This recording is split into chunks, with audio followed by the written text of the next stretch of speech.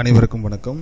இந்த வீடியோ பதிவில் நம்ம பார்க்கக்கூடிய விஷயம் என்ன அப்படின்னா, நம்ம உடம்பில் இருக்கக்கூடிய அந்த 7 சக்கரங்களில் குறைபாடுகள் இருந்தால் என்னென்ன மாதிரியான நோய்கள் நமக்கு ஏற்படும் அப்படிங்கிறத நான் சொல்கிறேன். நம்ம உடம்பில் ஒரு 7 விதமான எனர்ஜி பாயிண்ட்ஸ் இருக்குது. அது 7 சக்கராஸ் அப்படின்னு சொல்கிறோம். இந்த 7 சக்கரங்களையும் நம்ம வெறுங்கண்ணால் பார்க்க முடியாது, உணர தான் முடியும். எந்த ஒரு மனுஷனாலையும் இந்த 7 சக்கரத்தை உணர முடியும். அதுக்கு முறையாக சில யோக பயிற்சிகள் செய்யணும்.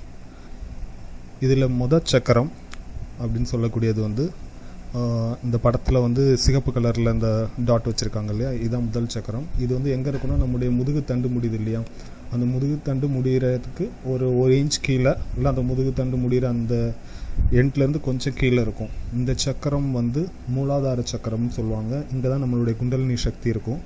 இந்த சக்கரத்தில் ஏதாவது பிரச்சனை இருந்தது அப்படின்னா உங்களுக்கு பேக் பெயின் இருக்கலாம், மூட்டு வலி இருக்கலாம், இடுப்புக்கு கீழே இருக்கக்கூடிய பார்ட்ஸில் ஏதாவது ஒரு பிரச்சனைகள் இருக்கலாம், எலும்பு சம்மந்தமான பிரச்சனைகள் இருக்கலாம், எதுலேயுமே ஒரு இன்ட்ரெஸ்ட் இல்லாத ஒரு ஃபீல் இருக்கலாம், கர்ப்பப்பை சம்மந்தமான பிரச்சனைகள் இருக்கலாம், நீண்ட நாட்களாக குழந்தை இல்லாமல் கஷ்டப்பட்டுருக்கலாம், சிற்றின்பத்தில் அதிகமான விருப்பங்கள் இருக்கலாம்.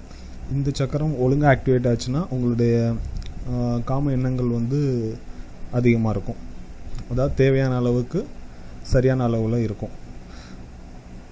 இதுக்கு அடுத்தது உள்ள சக்கரம் பார்த்திங்கன்னா சுவாதிஷ்டான சக்கரம். அதுலேருந்து மேலே இருக்குது பாருங்கள், கொஞ்சம் ஒரு ஆரஞ்சு கலந்த எல்லோ கலரில் இருக்குது இல்லையா, இந்த சக்கரம்.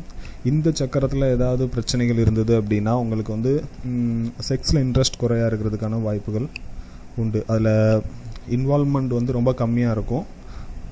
ஜஸ்ட் லைக் தேட் அப்படின்ற மாதிரியான உங்கள் ஆக்டிவிட்டீஸ் அதில் வச்சுருப்பீங்க. இதில் ஏதாவது பிரச்சனை இருந்தது அப்படின்னா உங்களுக்கு பிபி எகிர்றதுக்கான வாய்ப்புகள் உண்டு. அதே மாதிரி சிறுநீரக சம்மந்த பிரச்சனைகள் உண்டு. உங்களுடைய அந்த க்ரியேட்டிவிட்டி ஸ்கில்ஸ் ரொம்ப கம்மியாக இருக்கும். உங்களால் புதுசாக எந்த ஒரு விஷயத்தையும் இன்னோவேட்டிவாக திங்க் பண்ண முடியாது. வேறு யாராவது என்ன சொல்லியிருக்காங்களோ அதை தான் ஃபாலோ பண்ணிகிட்ருப்பீங்க. இந்த சுவாதிஷ்டான சக்கரம் பிரச்சனை இருந்தது அப்படின்னா இந்த மாதிரியான ப்ராப்ளம் உங்கள் உடம்புலையும் மனசுலையும் இருக்கிறதுக்கான வாய்ப்புகள் உண்டு.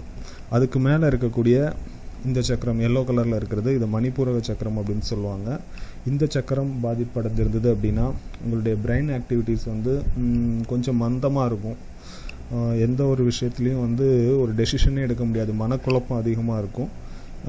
எதுலேயுமே ஒரு கிளாரிட்டி இல்லாத ஒரு மைண்ட் செட் உங்களுக்கு இருந்துகிட்ருக்கும். இது மாதிரி நரம்பு சம்மந்தமான ஏதாவது பிரச்சனைகள் இருக்கலாம். உங்களுடைய டைஜஷன்ஸ் ஏதாவது ப்ராப்ளம் இருக்கலாம். ஜீரண உறுப்புகளுக்கெலாம் ரொம்ப முக்கியமான ஒரு சக்கரமாக இருக்கும். அதில் ஏதாவது ஒரு பாதிப்பு இருக்கும்போது உங்களுடைய நீங்கள் சாப்பிட்ற சாப்பாடு சரியான அளவு ஜீரணமாகாமல் இருக்கிறதுக்கு வாய்ப்புகள் உண்டு. அதுக்கு மேலே இருக்கக்கூடிய இந்த அநாதக சக்கரம் பச்சை கலரில் இருக்குது இல்லைங்களா, இந்த சக்கரம் இருந்தது.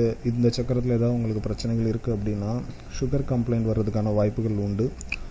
பிபி பிரச்சனைகள் உண்டு. பிபி இருந்தால் கண்டிப்பாக கோபப்படுற ஒரு ப்ராப்ளம் உங்களுக்கு இருக்கும். அதே மாதிரி லிவர் ப்ராப்ளம் வர்றதுக்கான வாய்ப்புகள் உண்டு.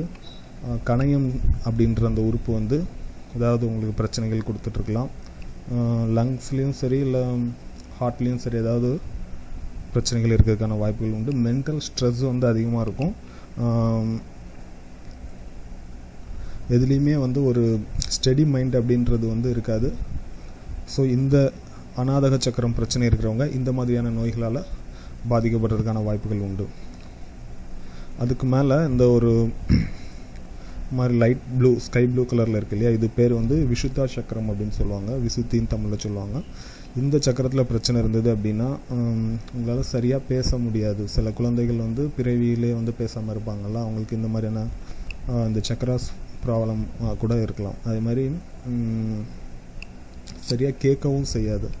தைராய்டு ப்ராப்ளம் கூட இந்த சக்கரம் பிரச்சனையாக இருந்ததுன்னா வர்றதுக்கான வாய்ப்புகள் உண்டு. சுவாச கோளாறு பிரச்சனைகள் இருக்கலாம், பிபி பிரச்சனை இருக்கலாம், பக்கவாதம் இருக்கலாம், படபடப்பு, கை நடுக்கம், ஒரு மாதிரி எப்போவுமே ஒரு டென்ஷனாக இருக்கக்கூடிய ஒரு விஷயங்கள், தலைவலி, இந்த மாதிரி பிரச்சனைகள் இந்த சக்கரம் பாதிப்படைத்திருந்ததுன்னா இருக்கிறதுக்கான வாய்ப்புகள் உண்டு. அதுக்கு மேலே பார்த்திங்க அப்படின்னா ஆக்னா சக்கரம், அதாவது அந்த ப்ளூ கலரில் இருக்குல்ல, இது நம்மளுடைய நெற்றி பொட்டு, பெண்கள் பொட்டு வைக்கிறாங்களா அந்த இடம் ஆக்னா சக்கரம்ன்றது. இந்த சக்கரமில் பிரச்சனை இருந்தது அப்படின்னா உங்களுடைய பிரெயின் ஆக்டிவிட்டீஸ் கொஞ்சம் மந்தமாக இருக்கும். ஞாபக சக்தி ரொம்ப கம்மியாக இருக்கும். கண் பார்வை கோளாறு இருக்கலாம். காது சம்மந்தமான ஏதாவது பிரச்சனைகள் இருக்கிறதுக்கான வாய்ப்புகள் உண்டு. உங்களுடைய மனம் வந்து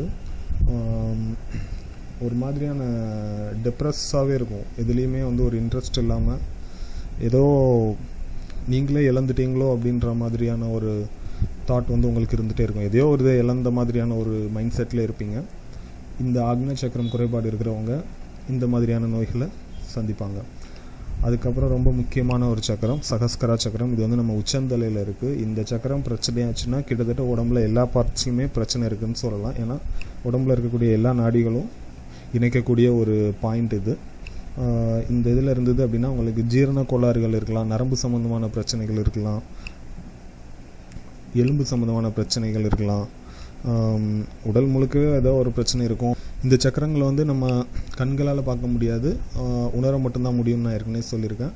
இதில் இந்த 7 சக்கரங்கள்லேயும் முக்கியமானது பார்த்திங்கன்னா கீழே இருக்கிற அந்த மூலாதார சக்கரம், நெற்றி பொட்டுன்னு சொல்லக்கூடிய அந்த ஆக்ஞா சக்கரம், உச்சந்தலைன்னு சொல்லக்கூடிய அந்த சகஸ்கரா சக்கரம். இதில் வந்து குண்டலினி தவம் நீங்கள் செஞ்சீங்க அப்படின்னா இதில் இருக்கக்கூடிய இதனால் வரக்கூடிய அந்த நோய்கள் வந்து நீங்கிறதுக்கான வாய்ப்புகள் நிச்சயம் உண்டு. நன்றி.